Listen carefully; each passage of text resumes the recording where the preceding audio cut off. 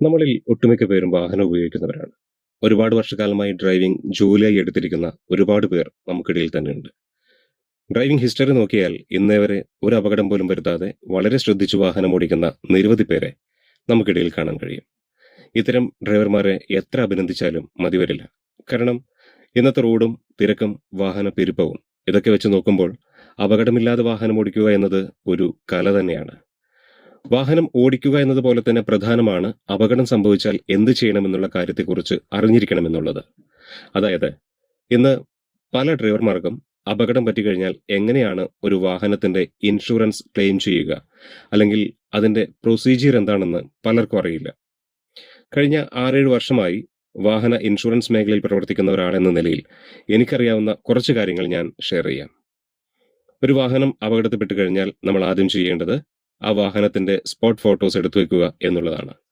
അതായത് അപകടത്തിന്റെ സ്വഭാവം മനസ്സിലാക്കാൻ പറ്റുന്ന രീതിയിൽ വേണം ഫോട്ടോസ് എടുക്കാൻ. അടുത്തതായി ചെയ്യേണ്ടത് ആൾക്കാർക്കാർക്കെങ്കിലും പരിക്ക് പറ്റിയിട്ടുണ്ടെങ്കിൽ അവരെ എത്രയും പെട്ടെന്ന് തന്നെ ആശുപത്രിയിലേക്ക് എത്തിക്കാനുള്ള കാര്യങ്ങൾ ചെയ്യണം. ഇനി അപകടത്തിൽപ്പെട്ട വാഹനം മറ്റു വാഹന ഗതാഗതത്തിന് തടസ്സമാകുന്നുണ്ടെങ്കിൽ ആ വാഹനം എത്രയും പെട്ടെന്ന് തന്നെ അവിടെ നിന്നും മാറ്റിവെക്കുക. ഇത്രയും കാര്യങ്ങൾ നമ്മൾ പ്രാഥമികമായി ചെയ്യേണ്ടവയാണ്. ഇനി പറയാൻ പോകുന്ന കാര്യങ്ങളാണ് കുറച്ചുകൂടി പ്രധാനമായിട്ടുള്ളത്. അതായത് വാഹനം നമ്മൾ ഏതെങ്കിലും അംഗീകൃത വർക്ക്ഷോപ്പിലേക്ക് മാറ്റുക. അതിനുശേഷം അവിടെ നിന്നും കൊട്ടേഷൻ അല്ലെങ്കിൽ എസ്റ്റിമേഷൻ വാങ്ങിക്കണം. ഇന്ന് പല ഇൻഷുറൻസ് കമ്പനികളും GST ബിൽ ആവശ്യപ്പെടുന്നതുകൊണ്ടാണ് അംഗീകൃത വർക്ക്ഷോപ്പ് എന്ന് എടുത്തു പറഞ്ഞത്. അതിനുശേഷം ആരാണോ നിങ്ങളുടെ ഇൻഷുറർ അവരുമായി ബന്ധപ്പെടുക. Original RC, insurance, driving licence, Aadhaar card, PAN card, bank passbook, tax, permit, fitness, estimate ഇവ നിങ്ങളുടെ ഇൻഷുററെ ഏൽപ്പിക്കുകയും ക്ലെയിം രജിസ്റ്റർ ചെയ്യുകയും വേണം.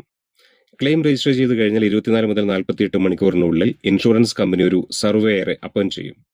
ആ സർവേയർ നമ്മുടെ വാഹനം ഏത് വർക്ക്ഷോപ്പിലാണോ ഉള്ളത് അവിടെ വന്ന് സർവേ ചെയ്യുകയും ചെയ്യും. അതിനുശേഷം മാത്രമേ നമ്മൾ വാഹനത്തിന്റെ റിപ്പയർ വർക്ക്സ് ആരംഭിക്കാവൂ.